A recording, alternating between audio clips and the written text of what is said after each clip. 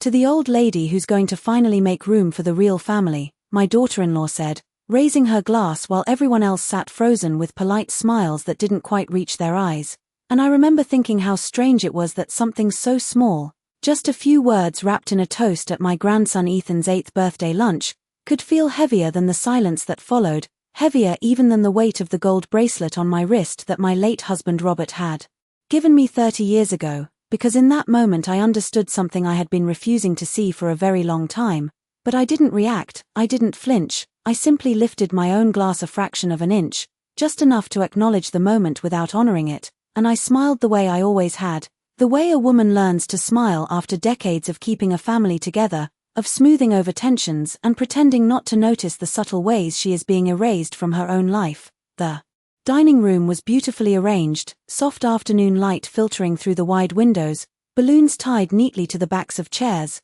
a long oak table covered in a linen cloth I had personally chosen years ago, back when this house still felt like it belonged to me, and not like a place I was slowly being phased out of. The scent of vanilla frosting lingered in the air from the cake I had ordered from Ethan's favorite bakery, and for a brief moment before the toast, I had allowed myself to believe this day would be simple, joyful, exactly what a grandmother hopes for when she watches her grandson laugh and run through the backyard with his friends, but that illusion cracked quietly, not with shouting or chaos, but with a single sentence delivered with just enough sweetness to disguise its intention. I noticed how Daniel, my son, chuckled under his breath as if it were harmless, as if his wife had said something clever instead of something calculated, and that was the second realization, sharper than the first, because it told me this wasn't spontaneous, this wasn't a mistake in judgment, it was something that had already been accepted, rehearsed even. I glanced around the table and saw the guests exchange quick looks before returning to their plates, forks scraping gently against porcelain as if continuing to eat could somehow smooth over what had just happened, and I adjusted my napkin in my lap, folding it carefully along the crease, giving my hands something to do so they wouldn't betray the stillness I was holding inside, because reacting would have been easy, anyone could have reacted, but I had spent enough years in this family to understand that the real power often lies in what you choose not to say, and as Ashley lowered her glass and sat back down, satisfied with the ripple she had created, I realized that this moment, this quiet, polished humiliation delivered in the middle of a child's birthday celebration, wasn't the beginning of anything. It was simply the first time I had allowed myself to recognize the pattern for what it truly was, and once you see something like that clearly, once you stop explaining it away, you can't unsee it, no matter how brightly the room is decorated or how loudly the children laugh just outside the window. I kept smiling long enough for the moment to dissolve into something that looked almost normal, the kind of normal that exists only because no one is willing to acknowledge what just happened, and as the conversation slowly picked back up around the table, I noticed how carefully everyone avoided looking directly at me, as if eye contact might force them to take a side they were not prepared to take. Ethan was laughing somewhere behind me, his voice bright and untouched by any of this, chasing a balloon across the hardwood floor, and I held on to that sound for a second longer than I should have, letting it anchor me while I reached for my glass of iced tea and took a small sip. The ice had already begun to melt, leaving the drink slightly watered down, which felt strangely appropriate. Like everything else that day had been diluted just enough to make it easier to swallow. Ashley leaned closer to one of her friends, lowering her voice, but not enough, never enough, and I heard her say something about timing, about how things would be easier once certain arrangements were finalized, and the word arrangements lingered in my mind in a way that did not feel casual. Daniel nodded along to a conversation happening on his other side, completely at ease, as if nothing unusual had occurred, and that was when I understood that whatever this was, it had been discussed before, planned even. I set my glass down carefully, aligning it with the edge of my plate out of habit, small precise movements that gave me the illusion of control, and I began to replay the past few months in my head, the small changes I had dismissed at the time, the way Ashley had started referring to the house as our place instead of Mom's house, the way Daniel had gently suggested I might want to consider something more manageable for someone my age, always framed as concern, always wrapped in polite language that made it difficult to question without seeming ungrateful. I remembered the afternoon they had offered to help organize my paperwork, how quickly they had moved through my desk drawers, how confidently they had spoken about finances I had managed on my own for decades, and I remembered how I had stood there, nodding, telling myself they were just trying to support me, that this was what families did, but sitting at that table now, with the echo of that toast still settling in the room like dust, those moments no longer felt like help, they felt like steps, deliberate and measured, leading somewhere I had not been invited to go. I folded my hands in my lap and straightened my posture, not because anyone was watching, but because it reminded me of who I had been before I started second-guessing my place in this family, before I started shrinking to make things easier for everyone else. Ashley laughed again, a light, practiced sound, and for the first time I noticed how often she watched people's reactions when she spoke, as if measuring her influence in real time, and I realized then that the toast had not been a slip, it had been a test, a way to see how far she could go without being challenged, and more importantly, to confirm that no one at that table, not even my own son, was going to stop her, and that realization did not break me the way it might have years ago. Instead, it settled into something colder, something clearer, like a line finally coming into focus after being blurred for too long, because once you understand the game being played, you stop reacting to the moves, and you start paying attention to the strategy. By the time the cake was brought out, the room had settled into a rhythm that would have looked perfectly ordinary to anyone walking in from the outside, candles flickering softly as Ethan stood at the head of the table with that wide, expectant smile only a child can have, and I found myself clapping along with everyone else, my hands moving on instinct while my mind remained somewhere else entirely, watching, measuring, connecting pieces that had never quite fit before. Ashley stood just behind Ethan, one hand resting lightly on his shoulder as if she were positioning herself not just as his mother but as the center of the moment, and Daniel stood beside her, his arm brushing hers in a quiet alignment that spoke more clearly than anything he had said all afternoon, and I noticed how natural it all looked, how seamless, as if I had already been edited out of the picture and no one had thought to mention it to me. I leaned forward slightly when Ethan blew out the candles, making sure he saw me smiling at him, because whatever else was shifting beneath the surface, he deserved that moment to remain simple, untouched. But as the applause faded and the plates were passed around, I heard Ashley again, this time clearer, her voice low but precise as she spoke to Daniel. "We should not wait too long. The paperwork is already prepared," and Daniel responded with a quiet, almost distracted agreement, as if they were discussing something routine, something already decided, and that word paperwork landed differently now. It no longer sounded vague or harmless, it sounded final, structured, something that required signatures and witnesses and timing. I reached for my fork and cut a small piece of cake, though I had no real appetite, and I let it sit on the plate for a moment before taking a bite. The sweetness felt distant, like it belonged to someone else's day, and I thought about the documents they had offered to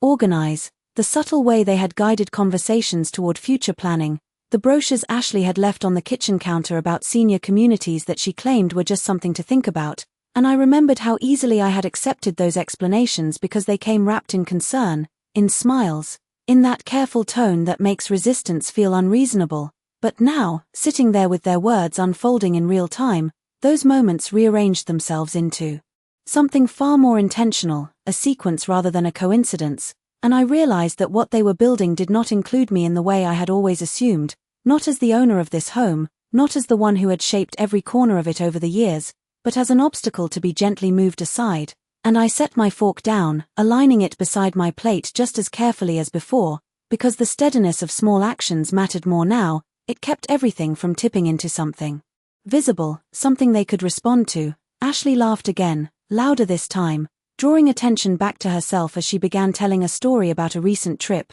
and I watched the way she controlled the room without ever raising her voice, the way she shifted conversations with a glance or a well-placed comment, and I understood then that she believed she had already won, that whatever she and Daniel had planned was inevitable, already set in motion beyond interruption, and that belief was her greatest mistake, because it allowed her to become careless, to speak just a little too freely, to assume that I would continue playing the role I had always played, the agreeable mother, the quiet presence at the edge of the table, and as I sat there, listening, observing, letting the final pieces fall into place, I felt something inside me settle into a calm I had not expected, not the calm of acceptance, but the kind that comes when uncertainty disappears and is replaced by clarity. Because once everything is clear, once the pattern reveals itself completely, you no longer have to guess what comes next, you only have to decide what you are going to do about it. The moment the last guest stepped out,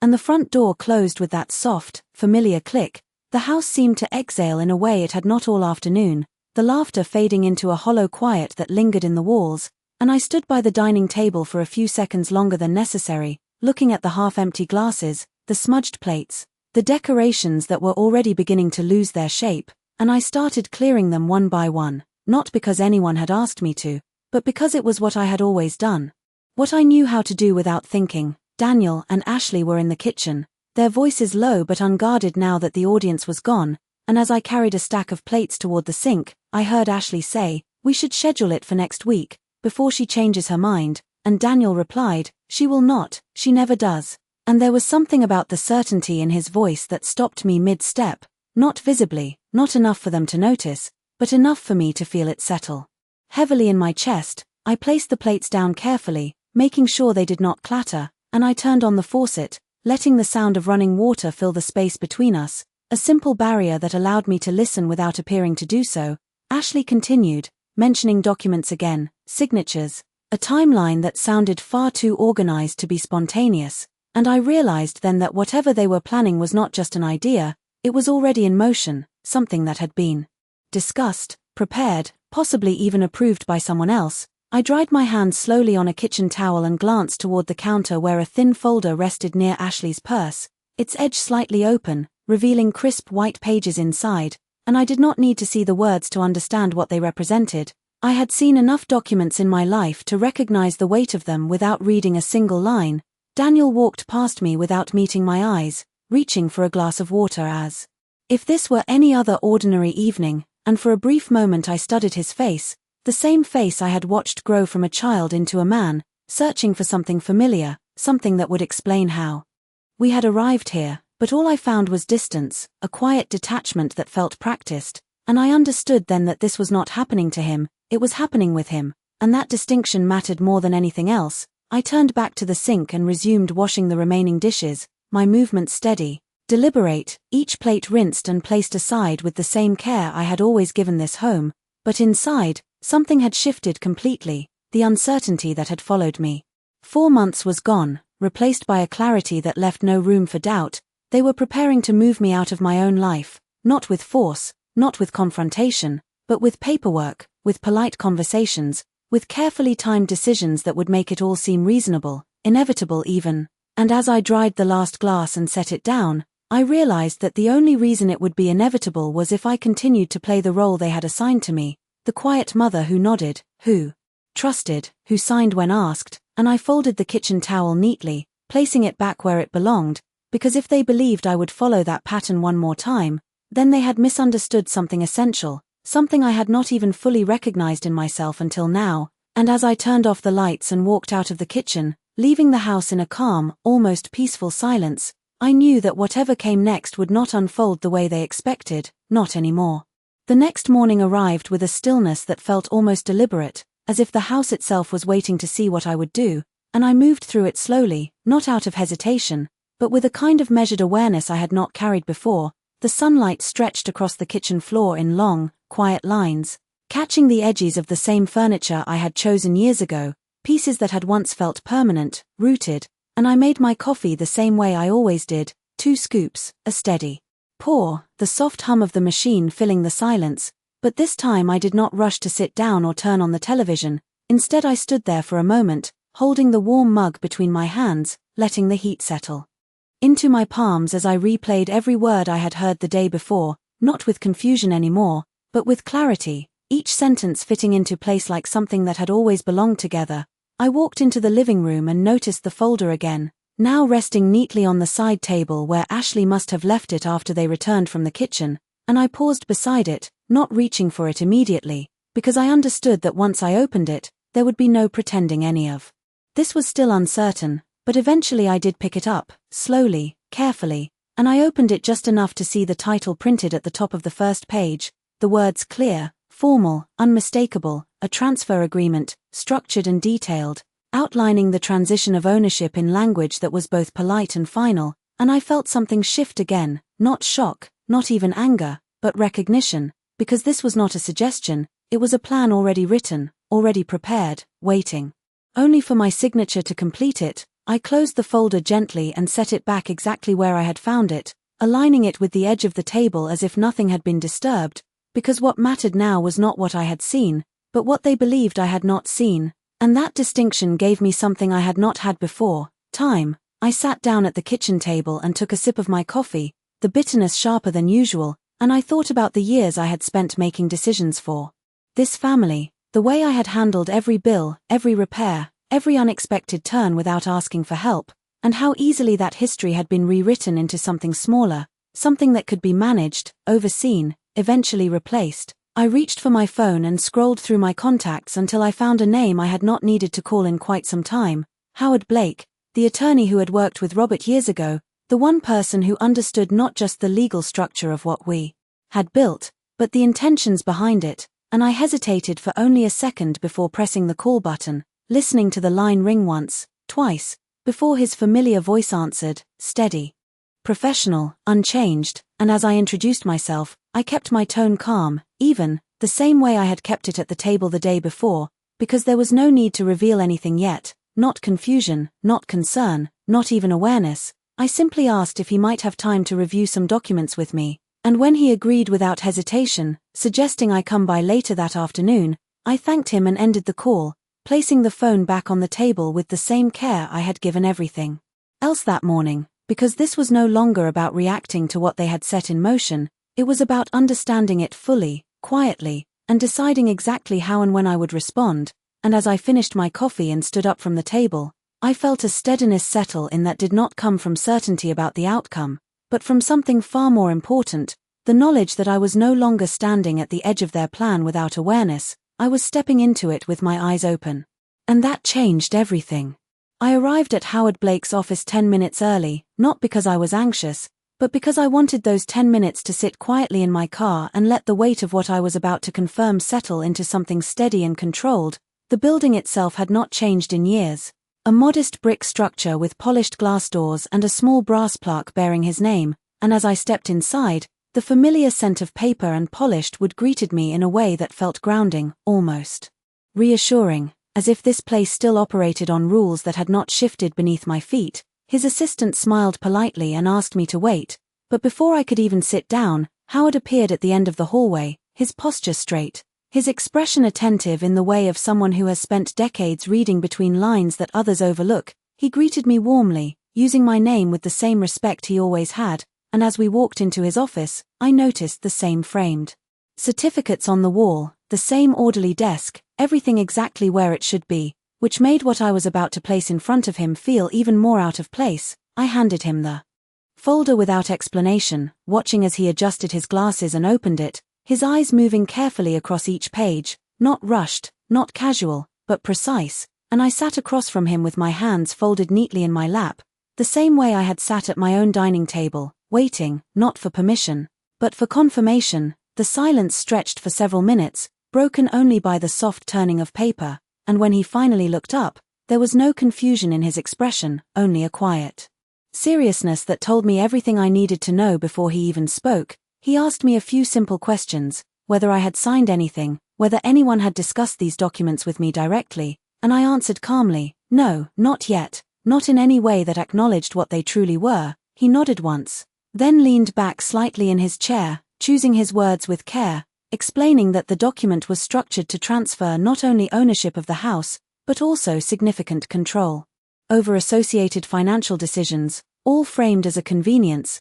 as a way to simplify my responsibilities, but in reality it would leave me with very little authority once completed. And as he spoke, I felt that same clarity settle deeper, because hearing it said aloud, in precise legal language, removed any remaining doubt. This was not concern, this was not support, this was removal, deliberate and complete. I asked him if there was anything else I should know, and he paused for a moment. Before reaching into one of his drawers, pulling out a thin file that looked far older than the one I had brought, he placed it on the desk between us and opened it carefully, revealing documents I had not seen in years, papers Robert had signed long before he passed, and as I leaned forward slightly, reading the first few lines, I felt something shift again, not in fear, but in understanding, because what I saw there was not just a record of the past, it was a structure, a safeguard, something Robert had put in place quietly, without ever needing to explain it in detail. And Howard looked at me then, meeting my eyes with a calm certainty that mirrored my own, and said that these provisions had never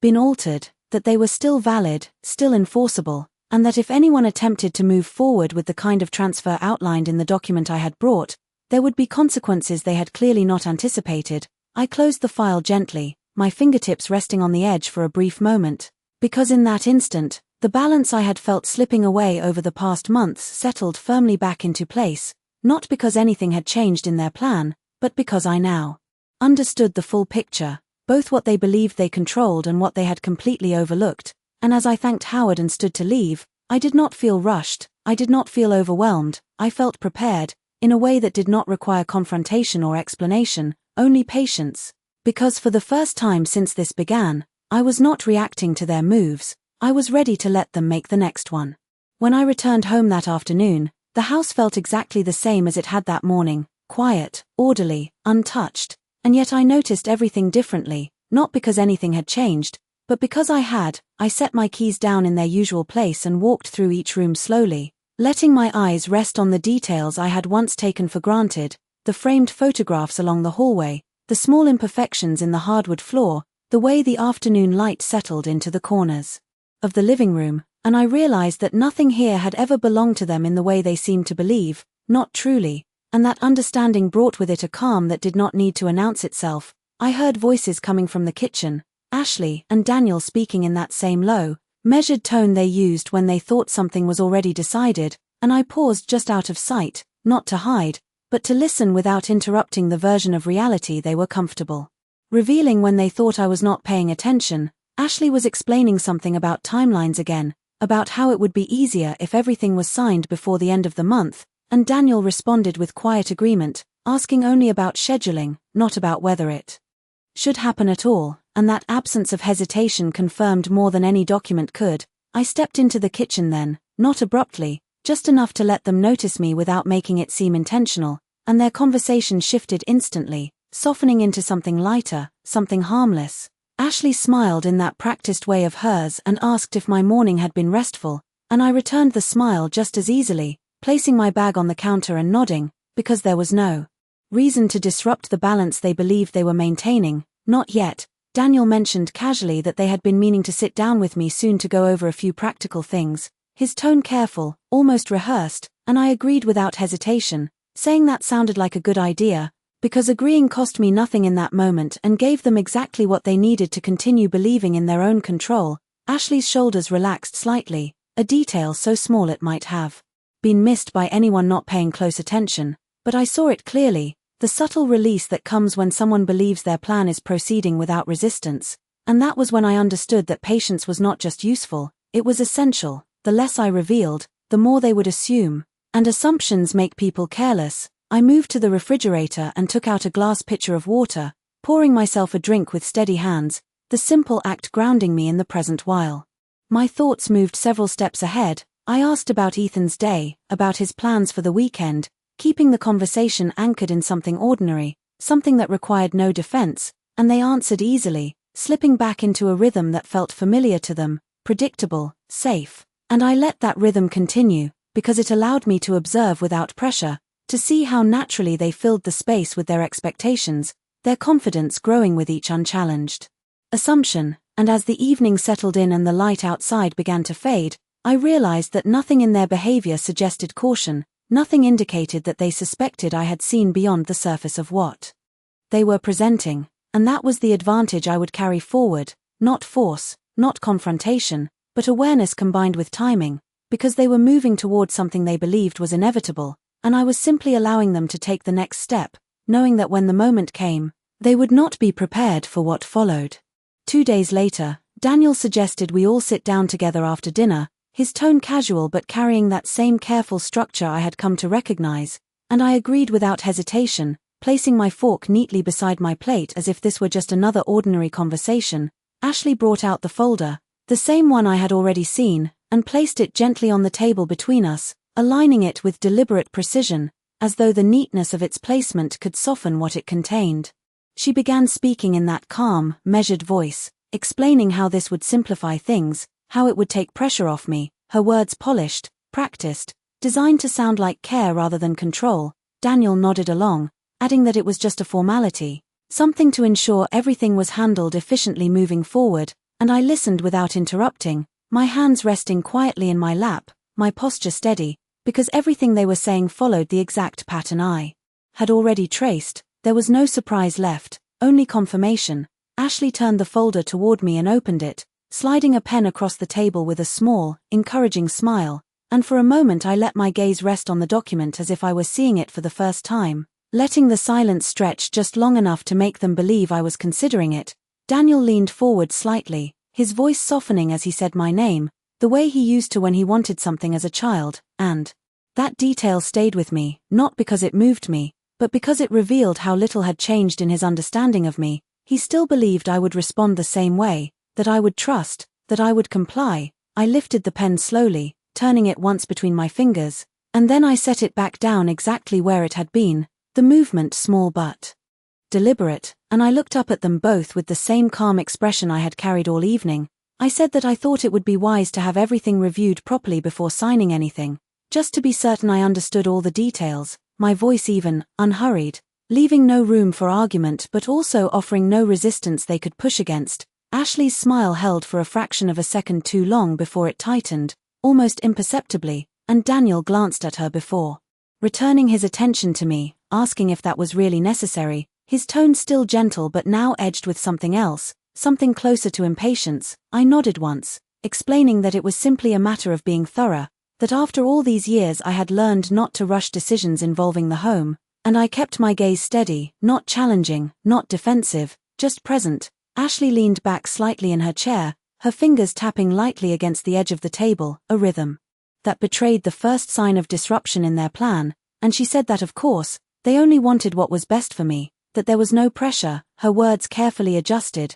recalibrated in real time, but the shift was there, clear and unmistakable, and I realized then that this was the first crack, not in what they intended, but in what they believed about me, because for the first time, I had not followed the path they had prepared, I had not reacted, I had not refused, I had simply stepped outside the expectation, and that uncertainty, that small deviation, was enough to unsettle the certainty they had been relying on. I closed the folder gently and slid it back toward Ashley, aligning it just as neatly as she had, and I thanked them for thinking of me, for wanting to help, my tone sincere, composed, leaving no trace of what I already knew, because this was not the moment for revelation, it was the moment for patience, and as I stood from the table and carried my plate to the sink, I could feel their attention following me, not with suspicion yet, but with something new, something quieter, something that had not been there before, doubt. The following week unfolded with a quiet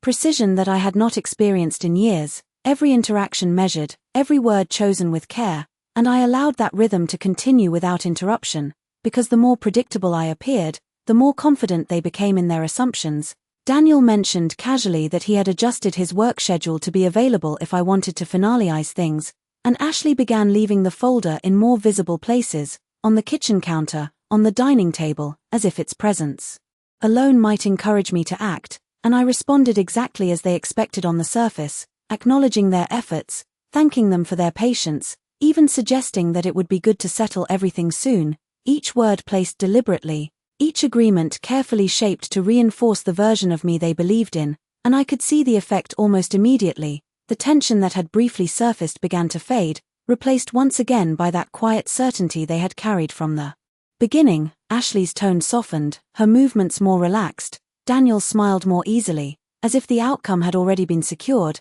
and it was in that space, that restored confidence, that I understood the timing was finally right. I chose a Sunday afternoon, when the light filled the house in a way that made everything feel open and visible, and I asked them to sit with me at the same table where they had first presented the documents, my voice calm, even, giving nothing away beyond the simple request. Ashley brought the folder immediately, her expression composed but expectant. Daniel sat beside her, his posture mirroring hers in that familiar alignment, and I waited until they were both settled before placing my own folder on the table, the one Howard had given me, its edges worn slightly with age but its contents far more substantial than anything they had prepared. I opened it slowly, not for effect, but because there was no reason to rush what had already been set in motion long before this moment, and I began to speak, not with accusation, not with anger, but with clarity, explaining that I had taken the time to review everything thoroughly, that I understood exactly what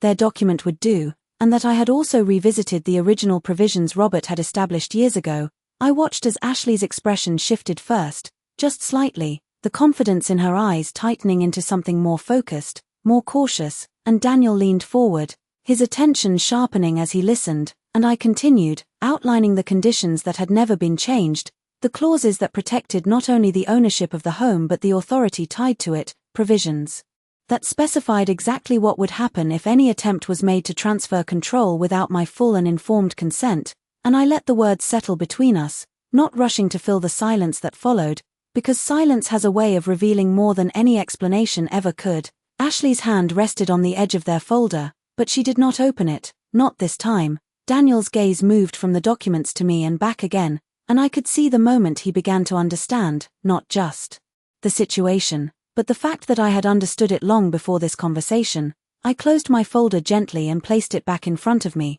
my hands resting on either side of it, steady, grounded, and I said that there was no need to move forward with anything they had prepared, that everything would remain exactly as it was, and that any future decisions would be made on my terms, in my time. The room remained quiet, but it was not the same quiet as before. It was no longer filled with assumption, it was filled with realization, and I stood up from the table without waiting for a response, not because I was avoiding one, but because I did not need it. The outcome had already been established, and as I walked toward the window, looking out at the yard where Ethan had been playing just days earlier, I felt no need to explain further, no need to justify or defend, because for the first time in a long while, I was not holding on to something that was slipping away. I was standing firmly in what had always been mine, and that difference, quiet as it was, changed everything.